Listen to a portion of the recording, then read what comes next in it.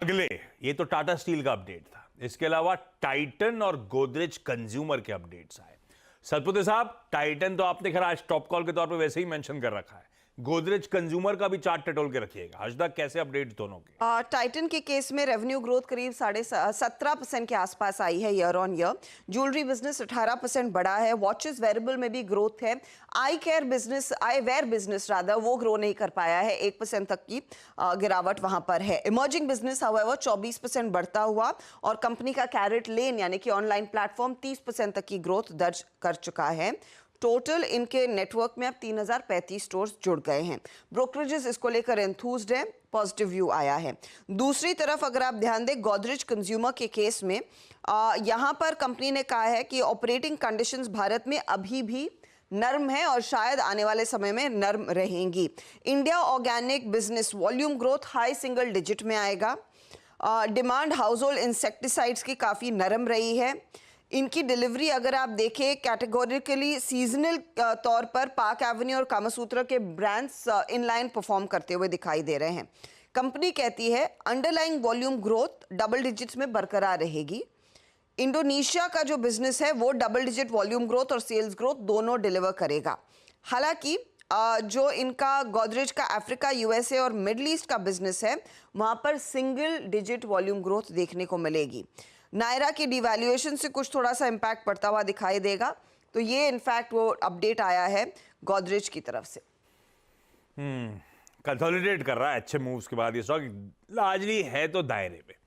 सतपुते साहब का जो टाइटन का प्रेफर्ड पिक था, उस दिखा दीजिएगा स्क्रीन पे। तो उस पे जाने की जरूरत है नहीं, वो तो टेक्निकली बहुत साउंड लग रहा है। आज टॉप कॉल के तौर पे उन्होंने मेंशन कर रखा है, खरीद लीजिए। दूसरा गोदरेज कंज्यूमर का अपडेट, सतपुते साहब चार्ट्स पे कैसा प्लेस नजर आ रहा है? आशीष जी, देखिए मुझे लगता है कि एक बेहतरीन चार्ट है, क्योंकि अगर आप डेली चार्ट भी देखें तो पिछले हफ्ते इसमें एक करेक्शन ऑलरेडी हो चुका है, और करेक्शन के बाद बॉटम पे हैमर लगा है with the rise in volume and gain in open interest. That shows कि ये जो करेक्शन है ये खत्म हो चुका है और यहाँ से एक रैली मिलनी चाहिए। रही बात लेवल्स की, तो 1220 आज के लिए इंपॉर्टेंट होगा। 1220 के ऊपर अगर ये खुलता है तो it's a clear cut by. इसका जो टारगेट होगा वो रहेगा 1260 से लेकर 1280। तो 1220 के ऊपर बाय करें, 20 पॉइंट्स का स्टॉप लॉस मेंटेन करें, यानी 1200 के स्टॉप लॉस के साथ मुझे लगता है आज के लिए इस काउंटर पे भी नजर होनी चाहिए। हाँ, काउंटर पे नजर होनी चाहिए भाई। अच्छा, कुछ और क्वार्टर 4 के अपडेट्स हाईलाइट करता हूं। अभी तक अपन ने टाटा स्टील, टाइटन और गोदरेज कंज्यूमर की बात करी। रचना जी, बैंक ऑफ बड़ौदा और यूनियन बैंक ऑफ इंडिया, आप प्लीज इनमें से कोई अगर दिख रहा हो, या फिर even Cholamandalam finance and investment, आपकी मर्जी, देख के रखिएगा भाई। अपडेट्स आए सबके। बैंक ऑफ बड़ौदा का Q4 अपडेट कहता है global business Q on Q 5.3% का जंप, ग्लोबल डिपॉजिट्स में क्यू ऑन क्यू 6.5% का इजाफा। दूसरा, यूनियन बैंक ऑफ इंडिया, कुल कारोबार क्यू ऑन क्यू 2.8% बढ़ा। तो बैंक ऑफ बड़ौदा से म्यूटेड, उसका था 5.3, इनका है 2.8। कुल एडवांसेस 1% बढ़े। ये बैंक ऑफ बड़ौदा इसके पर्सपेक्टिव में ज्यादा बेहतर लग रहा है। टोटल डिपॉजिट्स में 4.25% का उछाल। बैंक ऑफ बड़ौदा के ग्लोबल डिपॉजिट बढ़े थे 6.5%। तो अपडेट्स अगर मैच करने, कंपेयर करने, तो बीओबी शायद बेहतर दिख रहा है। Cholamandalam investment and finance company के Q4 के डिसबर्समेंट्स 17% साल दर साल बढ़े। पूरे साल के डिसबर्समेंट में 33% का जंप है। तो पूरे साल को देखूं तो क्वार्टरली इस बार का रन रेट थोड़ा सा थका नजर आएगा। कलेक्शन एफिशिएंसी जो है Q4 में 130% पे पहुंचती हुई, अच्छा अपडेट ये वाला। तो फिर एक उत्कर्ष स्मॉल फाइनेंस बैंक है। लास्ट हफ्ते भी जो स्मॉल फाइनेंस बैंक आए थे, बेस छोटा होता है उनका, लेकिन कई सारे आंकड़े इंटरेस्टिंग थे। इस बार उत्कर्ष के देखिए, क्यू ऑन क्यू देख रहा हूं। ग्रॉस लोन पोर्टफोलियो 11.5% का जंप, टोटल डिपॉजिट 15.5% का जंप, कासा डिपॉजिट्स ऑलमोस्ट 19% का जंप, कलेक्शन एफिशिएंसी 97.6% Q4 में, लिक्विडिटी कवरेज रेशियो 165% पे। अपडेट इंटरेस्टिंग सा। ये फाइनेंशियल से लार्जली। एक इसमें अदानी विल्मर और जोड़ देता हूं। बहुत सारी डिटेल दी इन्होंने, एडिबल ऑयल का, फूड का, वगैरह वगैरह। कुल मिलाकर नेट नेट ये स्टैंड अलोन वॉल्यूम ग्रोथ 4% बढ़ी, पर वैल्यू ग्रोथ 4% गिरी। तो माल बेच दिया होगा, भाव रिड्यूस करके बेचें, ये ध्यान रखिएगा। जब नंबर आएंगे तो अलग अलग स्थिति बनेगी। ये सारे अपडेट जो काम के थे Q4 के। अब इनमें से बैंक्स वगैरह में कोई रेडार पे, रचना जी चार्ट टटोले क्या आपने?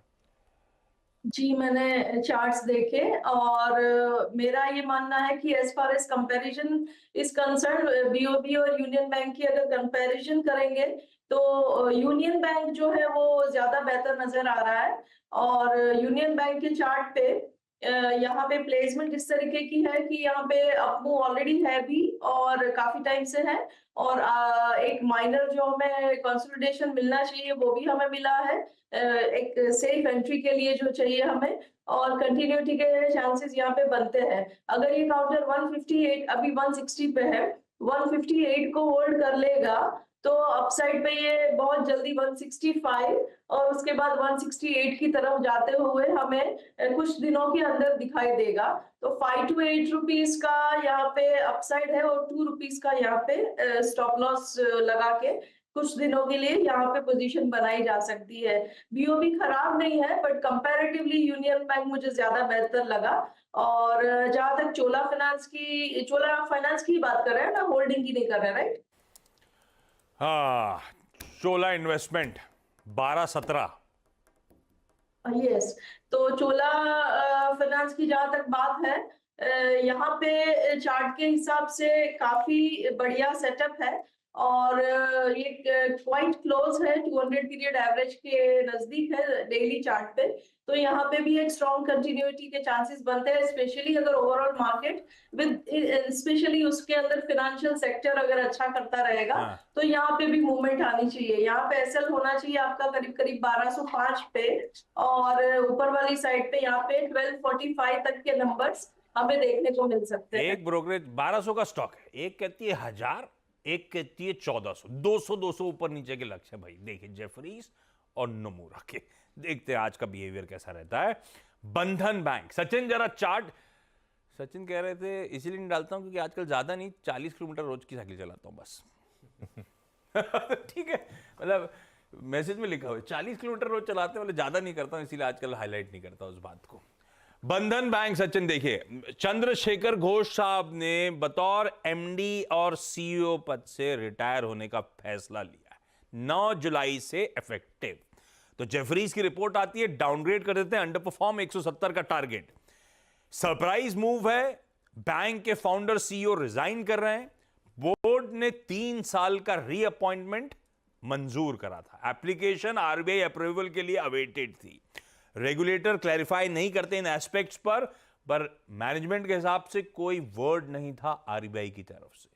अब स्मूथ सक्सेशन की है, ज्यादातर सीनियर मैनेजमेंट नया है, अनसर्टेनिटी के चलते शायद स्लोअर ग्रोथ और हायर क्रेडिट कॉस्ट हो, ये सब कंसर्न्स हाईलाइट करते हुए जेफरीज का वो डाउनग्रेड आया है। खैर, रैंक अंडर परफॉर्मर बना ही हुआ है। सचिन, पिछले कुछ दिनों में बेस से हमने अच्छा पकड़ा था, मानस के साथ कुछ रिकवरी के ट्रेड्स प्ले आउट हुए थे, लेकिन है कैसा आप इस समय position? Ashish ji, clearly major trend तो अभी भी यहाँ पर वीक ही है। इनफैक्ट वीकली और मंथली स्केल पे तो काफी बड़े ब्रेकडाउन हुए हैं।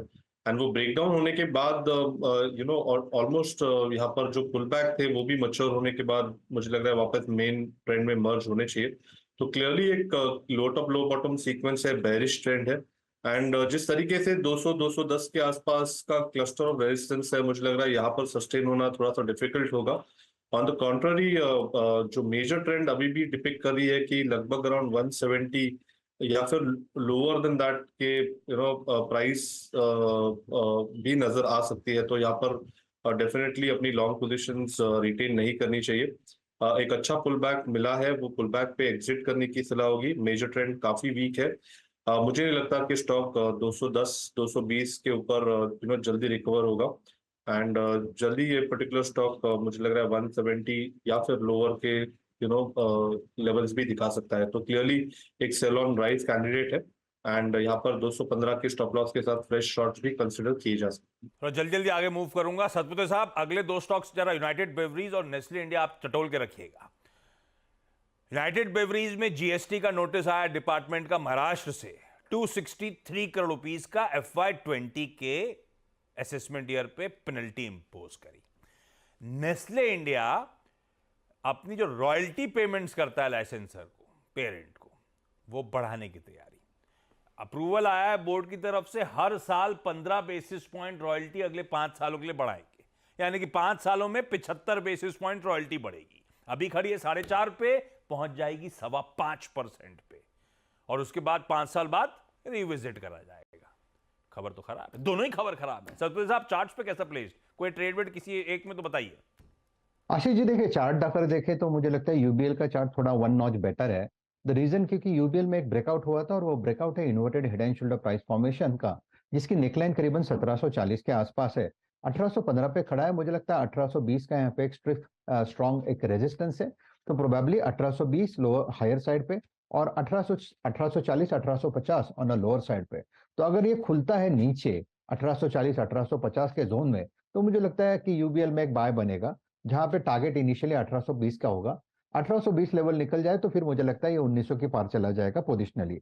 लेकिन नेस्ले की अगर बात करें तो देखिए, स्ट्रक्चर वैसे अगर इसका देखें तो स्ट्रक्चर वीक ही है। ऊपर से सप्लाई दिखता है 2620 2650, और कहीं ना कहीं लगता है कि एक बार के लिए 2460 से लेके 2400 तक फिसल सकता है। तो स्ट्रक्चर अगर वीक है तो नेस्ले का है। लेकिन आशीष जी, एक चीज मैं यहाँ पे जोड़ूं, नेगेटिव न्यूज पे अगर ये पॉजिटिवली रिएक्ट होता है, क्योंकि खींच लेता है अगर, तो 2640 का लेवल आज रडार पे रखे। अगर इस लेवल को ये सरपास करता है तो यहाँ पे एक बेयर ट्रैप सिचुएशन क्रिएट हो सकती है।